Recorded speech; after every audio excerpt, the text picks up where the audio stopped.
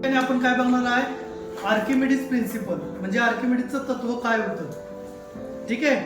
आता आपला विद्यार्थी हा काय करेल, या पाण्याच्या जारमध्ये ही बॉटल बुडवेल, पण बॉटल ही या पाण्यामध्ये बुडवण्यापूर्वी पाण्याची पातळी तुम्हाला इथं काळ्या मार्काने दिसते आणि पाण्याची बॉटल त्यामध्ये बुडवल्यानंतर त्या पाण्याच्या पातळीमध्ये काय बदल दिसतो आणि कशामुळे होतं त्याबद्दल आपण माहिती घेऊया.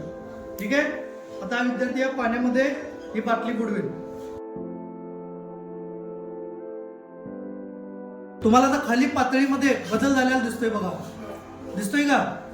मग काय झालंय नेमकं, ही बाटली बुडवल्यानंतर पाण्याची पातळी वाढलेली दिसते. मग ही नेमकी केवढी वाढते ह्याच्या पाठीमागचा एक इतिहास आहे आणि याचा शोध लावला आर्किमिडीज यांनी. आर्किमिडीज हे ग्रीसमधील एक गणित तज्ञ होते, भौतिक शास्त्रज्ञ होते.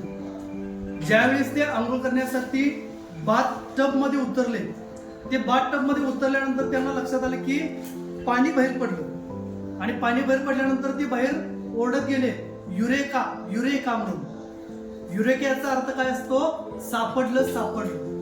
मग त्यांना नेमकं काय सापडलं होतं, त्यावेळी त्यांना लक्षात आलं कोणतीही वस्तू आपण द्रवामध्ये किंवा वायूमध्ये त्यामध्ये घातल्यानंतर त्याच्या वजना इतकंच हे पाणी वरच्या दिशेनं ढकललं जातं आणि त्यासाठी कारणीभूत असतो खालून वरच्या दिशेनं असणारा प्लावक बल, ज्याला आपण बुओयंट फोर्स असं म्हणतो. अशा पद्धतीने आर्किमिडीजचं तत्व आहे. मग आर्किमिडीजच्या तत्वाचा उपयोग कुठं करण्यात आला आहे, आपण बघतो पाणबुडी पाण्याच्या मध्ये तरंगते, एवढं मोठं जहाज पाण्यावर तरंगतं, दुपतापमापीमध्ये या तत्वाचा उपयोग केला होतो. म्हणजे अशा पद्धतीनं हे साधं सोपं तत्व आज अनेक ठिकाणी उपयोगात आलेलं आहे.